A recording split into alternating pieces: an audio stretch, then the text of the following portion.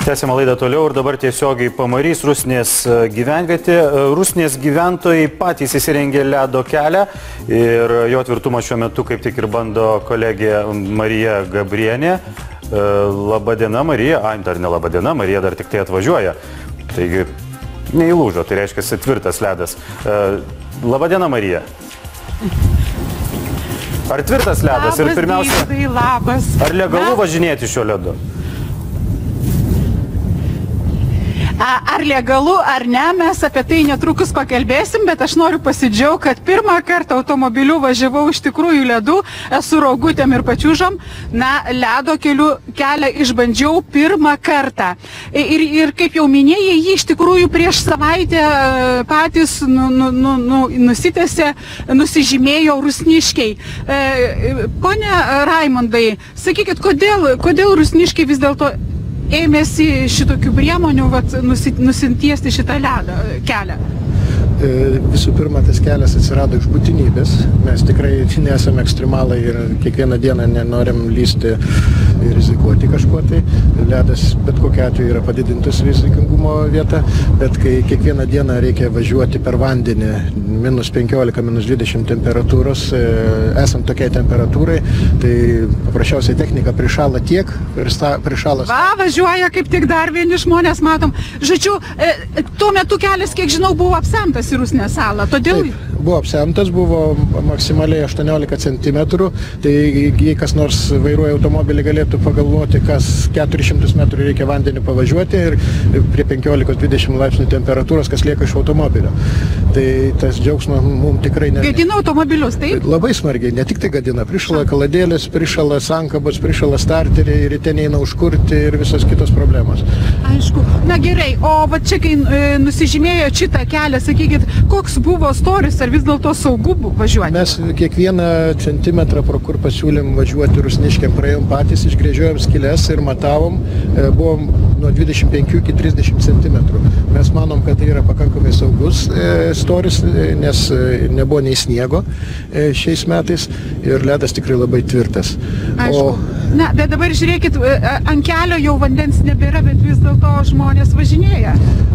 Važinėja tie, kurie atvažiuoja pasižiūrėti arba išbandyti. Šiaip ir rusniškiai nebevažinėja ir be reikalo, jie tikrai nedaro to. Tik vienas kitas pabandyti, pasidžiaugti, pasižiūrėti tie, kurie, man atrodo, potvynis egzotika. Gerai, ačiū. Tai buvo Rusnės bendruomenės pirmininkas Raimondas Plikšnys. Na, o vis dėlto dabar noriu pono Romo Rančeliausko paklausti. Žinau, kad jūs esat, labai didelis priešininkas šito ledo kelio. Kodėl? Be abejo, aš nesutinku su mūsų Rusnės bendruomenės pirmininko nuomonė, nes mes gyvenam, kaip sakant, teisėtoj valstybėj. Tai reiškia, ne tik turi būti įstatymai leidžiami, bet juos privalomai ir vykdyti. Administracinių teisių pažeidimo kodeksas 78 prim straipsnis sako, kad važiuoti transporto priemonėm žolinė danga, miško paklotė, vandens telkinių ledu yra draudžiama, tai yra užsitraukia baudą nuo 50 iki 500 litų. O ką daryt rusniškiams? Buvo apsemtas vanduo, šalo automobiliai.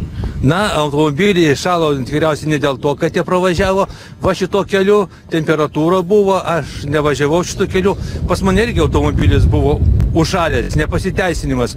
Šis kelias yra neteisėtas ir jo važiuoti yra labai nesaugu. Mes matom va šiandieną, kad labai mažai automobilių važiuoja šio keliu. Gerai, jūs sakot, numatomos baudos, bet tai gerai, o tai kada kelnojat automobilius? Automobilių pradedam kelti, kada vandens lygis ant kelio būna 20 cm ir keliam iki 80 cm. Čia automobiliai, dirba 4 tralai. Lengvėjų gyventojai yra keliami taip pat, kada vandens gylis pasiekia 20 cm, yra specialus transporto priemonė, kai sakant, kuri įveikia iki metro.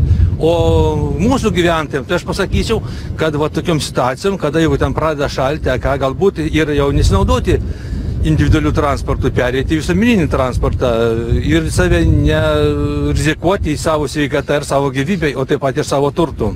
Aišku, ir baudos. Sakykit, vis dėlto, mes čia valandą pastovėjom, aišku, pašalom, bet tikrai važiavo nemažai lengvųjų automobilių, va, kaip smagiai. Žiūrėkit, kaip sukinėjasi. Ar tai yra saugus čia veiksmas, kurį mes matom? Kol vienas važiuoja nieko. Kol vienas nieko. Kiekvienais metais, va šitam tvenkinį vandens, pasakysim, įlūžta. Tai tikriausiai aš nenoriu linkėti niekom, kai sakant, kad šitą nelaimę neatsitiktų ir šiemet galiu palinkėti. Aišku, kas turi kontroliuoti, kas gali skirti baudas vis dėlto, tie, kurie, kaip sakot, pažeidžia įstatymą?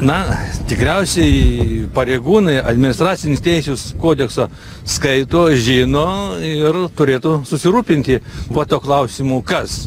Ne kelių policija? Ne, kelių policija eismų taisyklėse nėra to numatyto, kad bauda už važinėjimą ledu. Čia yra kitos institucijos. Aišku. Tai vis dėlto ką belieka pasakyti, kad tai yra pačių žmonių, sakykime, reikalas. Įstatymai draudžia važiuoti, bet jie, kaip sako, vis dėlto yra saugu, nepavojinga, ledas tvirtas. Tiesiog noriu palinkėti vis dėlto, kad nelaimės išvengtų tie, kurie važiuoja šituo keliu, bet jo vis dėlto smagu važiuoti buvo. Deividai. Dėkui tiesiogiai iš Rusnės, kolegė Marija.